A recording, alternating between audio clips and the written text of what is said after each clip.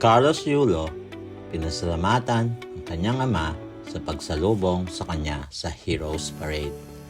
Nagbigay ng kanyang mensahe ang two-time Olympic gold medalist na si Carlos Yulo para sa kanyang ama na sinalubong siya sa parada ng mga atleta na sumali sa 2024 Paris Olympics.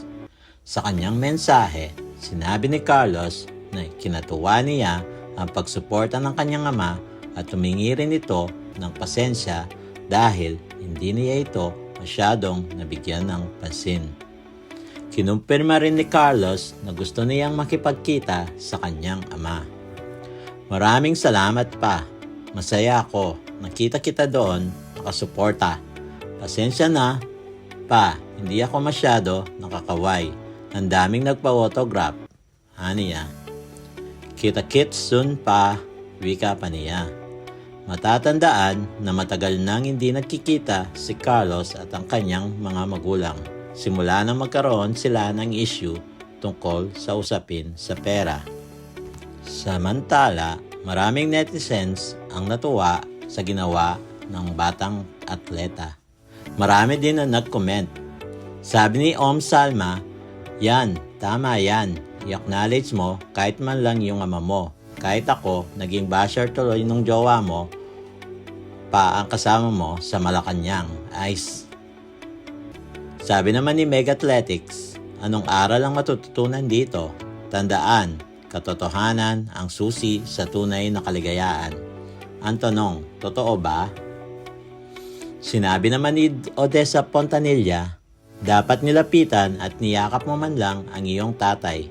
Kasi makapaghihintay ang mga taong magpapapirma sa iyo o kaya tinawag mo si tatay, matutuwa pa ang mga tao sa iyong pagpapakumbaba.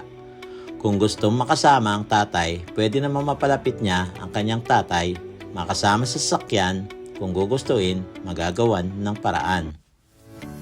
Di rin nagpapigil sa pag-comment si Florenda Rosello. "Okay naman yun, pero siguro kung binaba mo siya at niyakap, malamang tapos na ang lahat. Maintindihan yan ng lahat ng makakasaksi. Alam mo ang Pilipino, ang mga pinakamalambot na puso sa buong mundo. At sino ang nagpapalambot sa puso ng mga Pinoy? Yan ay ang mga magulang." Sinabi naman ni Weng Ilagan, tinawagan niya papa niya para sabihin sila na wag na pumunta sa pagsalubong sa airport.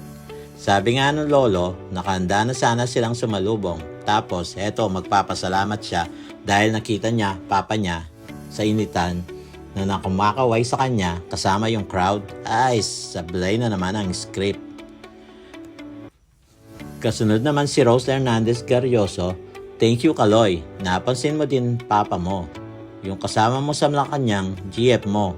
Tatak na yun sa history ng Pilipinas na dapat parents mo, father, mother mo at dalawa mong kapatid at lolo mo bago si GF mo. Naging inspirasyon mo rin family to continue your fight."